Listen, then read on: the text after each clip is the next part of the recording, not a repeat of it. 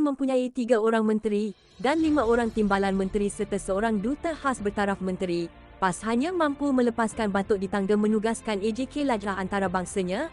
Ahmad Tarmizi menyatakan kekesalan PAS tentang pendirian memalukan Malaysia tentang isu Muslim Uyghur di Bangsa-Bangsa Bersatu PBB.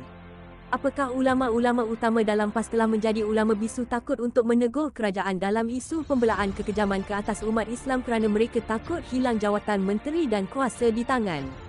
Sebenarnya rakyat Malaysia yang amat kesal atas sikap PAS yang menjadi sebahagian daripada kerajaan yang berkuasa tetapi tidak bersuara dalam banyak isu dan hanya menyatakan kekesalan demi kekesalan selepas setiap kelemahan melibat umat Islam baik isu konsert liar, judi dan kekejaman ke atas minoriti Islam. Kegagalan Malaysia menyokong usul Pertubuhan Bangsa-Bangsa Bersatu PBB untuk menyiasat dakwaan pencabulan hak asasi manusia kaum minoriti Uyghur Islam di negara China amat mengecewakan. Negara Kristian sokong, sementara negara-negara barat dari majoriti Kristian seperti Britain, Norway, Denmark, Australia dan Kanada menyokong siasatan tersebut. Malaysia berpendirian untuk berkecuali. Hanya 17 negara menyokong siasatan atas kezaliman hak asasi Muslim Uyghur, manakala 19 lain menentang dan 11 telah berkecuali, termasuk Malaysia di mana pendirian berkecuali Malaysia adalah suatu pengkhianatan. Pendirian Malaysia mengkhianati Muslim Uyghur yang dizalimi seolah menikam belakang saudara sesama Islam sendiri. Mengikut kenyataan AJK Antarabangsa PAS, Ahmad Tarmizi, Tan Sri Hadi Awang telah membawa isu Uyghur di program Bicara Minda bersama Presiden PAS oleh Sinar Harian pada bulan Disember 2018 iaitu hampir 5 tahun dahulu. Itu satu tempoh yang agak lama dan lebih banyak insiden kezaliman lagi telah berlaku sejak itu.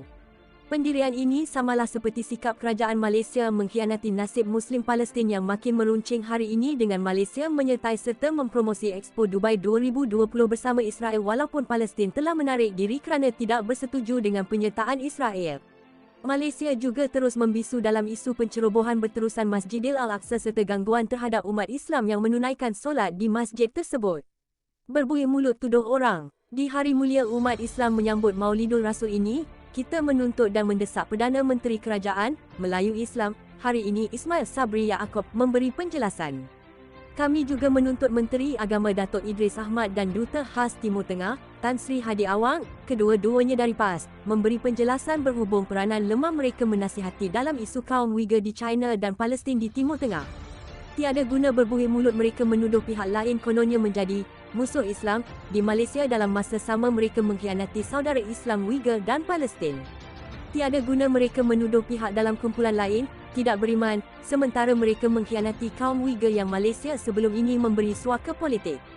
Dahulu kerajaan Malaysia paling di hadapan untuk membela umat Islam yang dizalimi seluruh dunia, tetapi kini pihak Israel dibenarkan berkonvensyen di Kuala Lumpur dan menyertai Expo bersama Israel bahkan kuat mempromosi Expo bersama mereka.